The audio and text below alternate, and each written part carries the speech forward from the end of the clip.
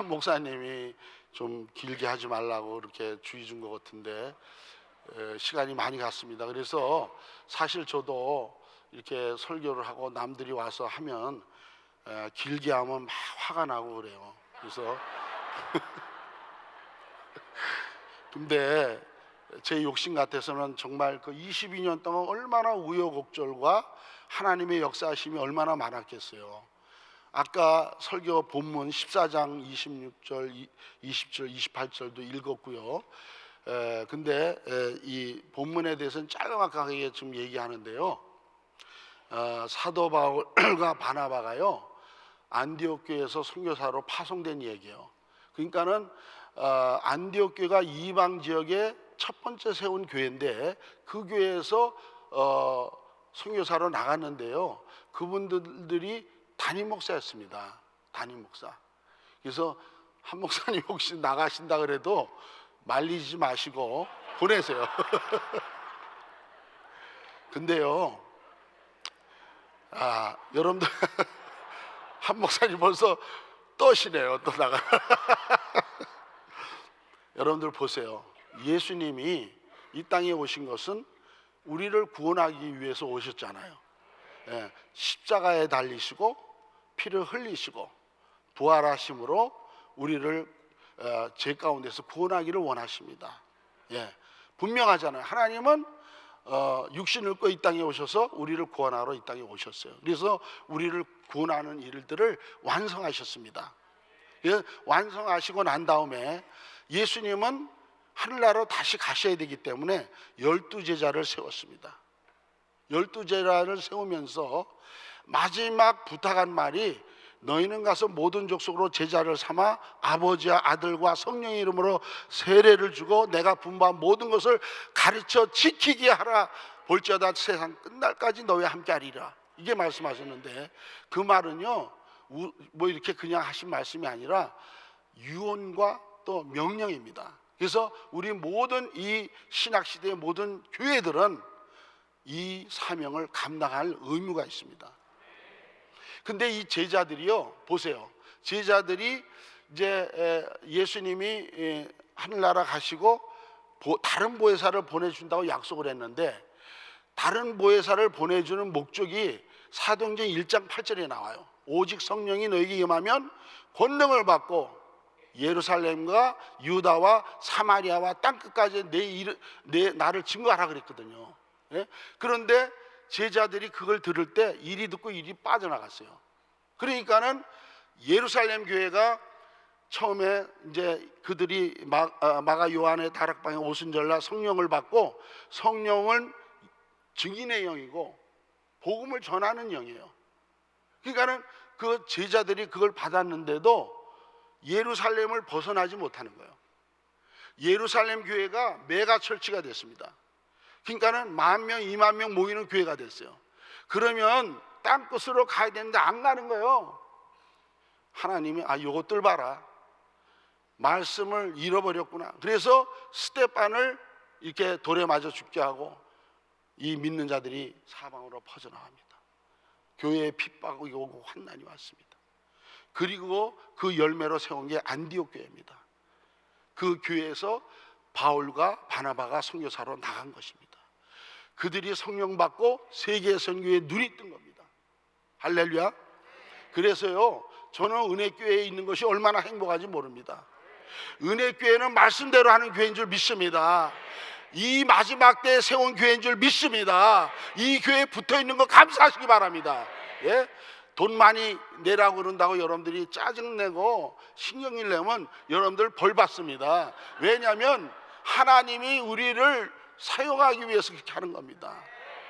여러분들 가지고 있는 물질 조금 뺏어서 하나님이 그거 못 했으려고 하나님이 영원 구원을 시키기 위해서 여러분들에게 그 일을 맡겼는데 상급 주려고 여러분들 이 다음에 천국 가서 받게 하려고. 그래서 지금 사도 바울이 바나바가 1차 전도 여행을 다니면서 핍박이 심하죠.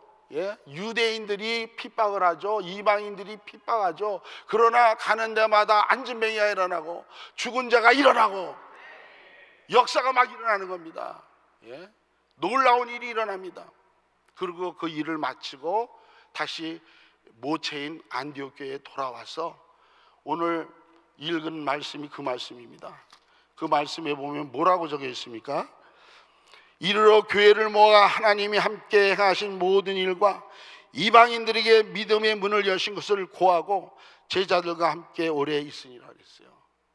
우리 사랑하는 성도 여러분들, 선교사가요 이렇게 나가서 이렇게 선교 일하고 전도 일하는 거는요, 선교사가 갈 데 없어서 간 게 아니고 성령님이 우리를 통해서 하나님의 마지막 때 영웅권을 하기 위해서 그렇게 보낸 겁니다.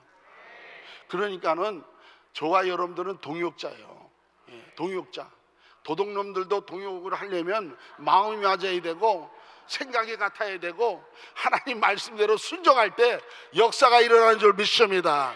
여러분만 잘 먹고 잘 산다고 여기서 선교지 정말 이렇게 무관심하면요 하나님이 축복을 걷어갔어요. 저는요 이런 얘기를 가는 교회마다 합니다. 당신 교회는 선교 때문에 존재합니다. 교회에 그 빛이 나는 것은 하나님의 말씀대로 순종할 때 빛이 나고 역사가 일어나고 치유가 있고 부자가 나오고 축복받는 것입니다. 예. 그래서 저는 오늘 여러분들에게 그 열매, 정말 22년 동안 있었던 이런 이야기, 이 친구들은 다 여러분들의 열매예요. 예? 거리에서 헐벗고 굶주리고 죽어가는 저 영혼들을 살리게 하시고 저들을 통해서 교회를 세우고 복음을 전하고 영혼을 구원하는 것은 여러분의 열매입니다. 지금 제가 그것을 보고하고 있는 것입니다.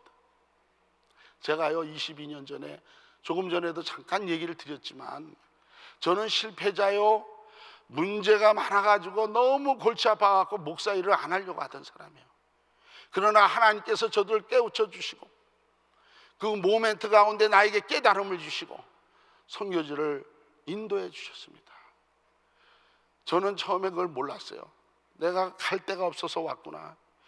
정말 내가 이걸 그냥 안 올 걸. 그때 김광식 목사님이 가라 그랬는데 내가 그냥 거기서 비즈니스 할 걸. 순종하고 갔어요. 가서 몇 년 동안 얼마나 고통스러웠는지. 우리 와이프 사모는 보따리 싸고 간다 그러지. 사역은 잘 안 되지. 돈은 없지. 여러분 한번 생각해 보세요. 선교지에서 누가 돈을 꿔줍니까? 외국인한테. 예? 없으면 굶는 거예요. 선교지에서는. 미국에서는 뭐 사기라도 치지. 친구한테 빌릴 데도 없어요. 거기는. 예? 그런 가운데 하루로 참고 이틀 참고 인내하는 겁니다. 내가 미국에 가면 세상 말로 해서 한마디로 쪽팔리는 일이고, 예? 선교지 가서 몇 년 있다가 미국에서도 하던 일 못하고 우크라이나에서도 못하고 그러면 저는 어떻게 됩니까? 예? 저도 자존심이 있고 또 욕심도 있고 그냥 우는 겁니다. 우리 사모하고 둘이 앉아가지고 기도하고. 그러니까요 때가 되니까 열어주시는데 하나님의 때가 있어요. 예, 하나님의 때가 이게 오니까 하나님이 열어주시기 시작하는데 내가 얘기 안 해도 하나님은 그때그때 주시더라고요. 예, 그리고 내가 얘기 안 해도 사람을 붙여주시고. 예?